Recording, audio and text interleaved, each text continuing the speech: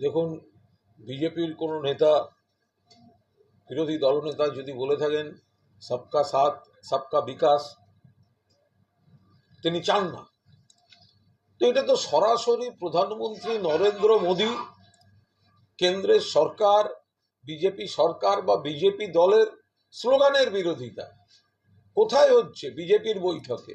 কে করছে? রাজ্য বিজেপির নেতৃত্ব করছে। এবং নরেন্দ্র মোদীর ওই যে স্লোগান, তার বিরোধিতা বিজেপির মধ্যে থেকে করা হচ্ছে। সবকা সাথ সবকা বিকাশ, আমরা তো বারবার বলেছিলাম এটা ভুয়ো, এটা হচ্ছে না। এখন বিজেপির মধ্যে থেকেই সেটা নিয়ে নানা রকম ব্যঙ্গোক্তি বন্ধ করা, স্টপ করতে হবে, বন্ধ করতে হবে, খুব উগ্রভাবে বলা হলো, খুব কড়া করে বলা হলো এই স্লোগান চলবে না, বন্ধ করো। তো বিজেপি বুঝুক, সবকা সাথ সবকা বিকাশ এটা তো এমনিতেই ভাঁওতা।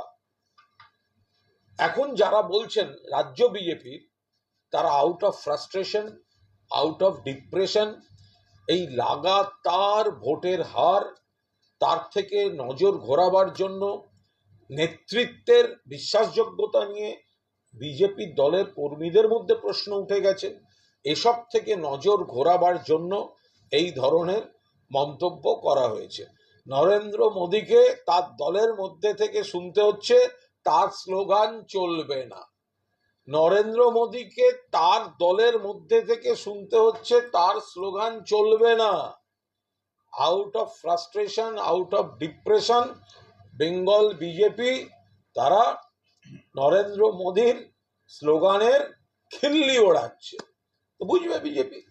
বিজেপি কি এখানে কোনো ডিসিপ্লিন বলে কিছু নেই? এটা প্রধানমন্ত্রী একটা কথা বলছেন না, এটা তো যেখানে প্রধানমন্ত্রীর স্লোগানের বিরোধিতা করা হয়, সেটা তো নিশ্চয়ই তাদের দলের অভ্যন্তরীণ শৃঙ্খলার ব্যাপার।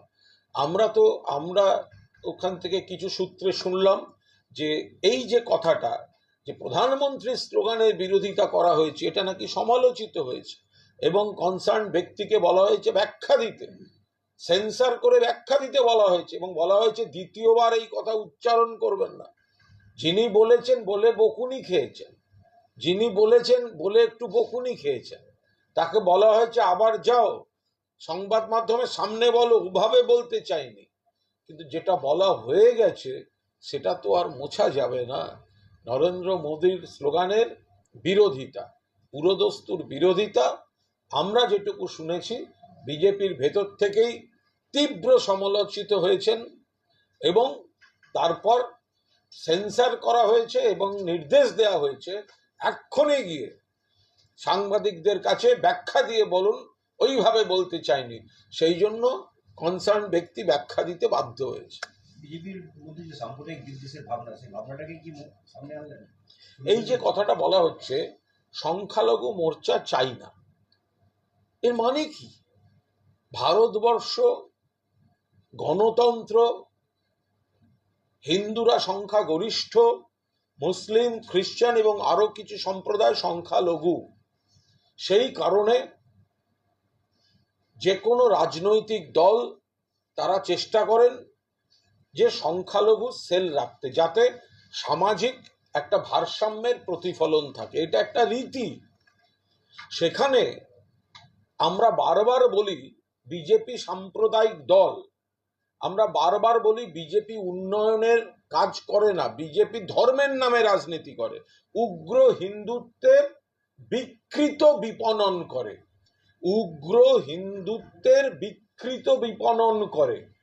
আজ এই যে সংখ্যালঘু মোর্চা তুলে দেওয়া উচিত, এই শব্দ ক্ষেপণটা প্রমাণ করে দিল বিজেপি সাম্প্রদায়িক দল, বিজেপি সংবিধানের স্পিরিটের বাইরে চলে, বিজেপি শুধু উগ্র হিন্দুত্বের কথা বলে মানুষকে বিভ্রান্ত করে। নেতৃত্বের বদল চাইছেন সৌমিত্র বাবুসি, বলছেন যে ব্যর্থদের সামনে সারিতে আমরা দেখতে চাই। তো এটা বিজেপির অভ্যন্তরীণ ব্যাপার। আমি তো বারবার বলছি, রাজ্য বিজেপির বৈঠক আর রাজ্য বিজেপির গোষ্ঠীবাজি, রাজ্য বিজেপির নেতৃত্ব তারাই ক্রিটিসাইজড হচ্ছেন, কিন্তু রাজ্য বিজেপি নেতৃত্বে যারা আছেন তারা কি করে সুফল দিতে পারেন? মানুষের সঙ্গে সম্পর্ক নেই, বাংলার উন্নয়নের সঙ্গে সম্পর্ক নেই, দিল্লি দেখিয়ে এজেন্সি দিয়ে অ্যারেস্ট করানোর পলিটিক্স, টাকা বন্ধ করার পলিটিক্স, ব্যক্তি আক্রমণের পলিটিক্স, কুৎসার পলিটিক্স। কারণ এই নেতৃত্বের যোগ্যতা নেই। বিজেপির রাজ্য নেতৃত্ব হচ্ছে তাদের দিয়ে সর্বোচ্চ চচ্চড়ি রাঁধা যায়, বিরিয়ানি হতে পারে না। বিজেপির রাজ্য নেতৃত্ব হচ্ছে চচ্চড়ি রাঁধার মেটেরিয়াল। তো চচ্চড়ি রাঁধার মেটেরিয়াল দিয়ে কি বিরিয়ানি হয় নাকি? তো বিজেপিকে কি করে সুফল দেবে এই নেতারা? তো দলের মধ্যে থেকে এই ধরনের কথা উঠবে তো স্বাভাবিক ব্যাপার। আজকেও দলীয় বৈঠকে সুকান্ত মজুমদার বলেছেন যে ইডি সিবিআই কাউকে জেলখানায় ঢুকিয়ে দিয়ে ভোটে যেতে যায় না, সংগঠন তো তারা মানুষের কাছে ক্ষমা চান, বাংলার মানুষের কাছে ক্ষমা চান। আমরা তো গোড়ার থেকে বলে আসছি, তোমাদের হাতে ইডি আছে, সিবিআই আছে, তোমরা বলে বলে অ্যারেস্ট করাচ্ছ। আগের দিন পৈশাচিক আনন্দ, কি ঔদ্ধত্য, এরপর ওর বাড়ি যাবে, এরপর ওর বাড়ি যাবে, তিহার পাঠাবো, এই ধরনের কথাগুলো তো বলা হয়েছে, সবাই বলেছেন, এবং সুকান্ত মজুমদারও বলেছেন। আজকে যিনি যাত্রাপালার বিবেকের ভূমিকায় অভিনয় করতে চাইছেন, সুকান্ত মজুমদার আজকে যাত্রাপালার বিবেক সাজছে, কিন্তু ওই তো কিছুদিন আগে পর্যন্ত খলনায়কের ভূমিকায় অভিনয় করেছে। আজকে বিবেক সাজবে কেন যাত্রাপালায়? সুকান্ত মজুমদার যাত্রাপালার বিবেক সাজছে, খলনায়কের ভূমিকায় ফেল করেছে, ফুস, হেরে গেছে। এখন এজেন্সি দিয়ে গ্রেপ্তার করে হয় না। আমরা কবে থেকে বলে আসছি এই কথাগুলো? এই কথাগুলো আমরা কবে থেকে বলে আসছি?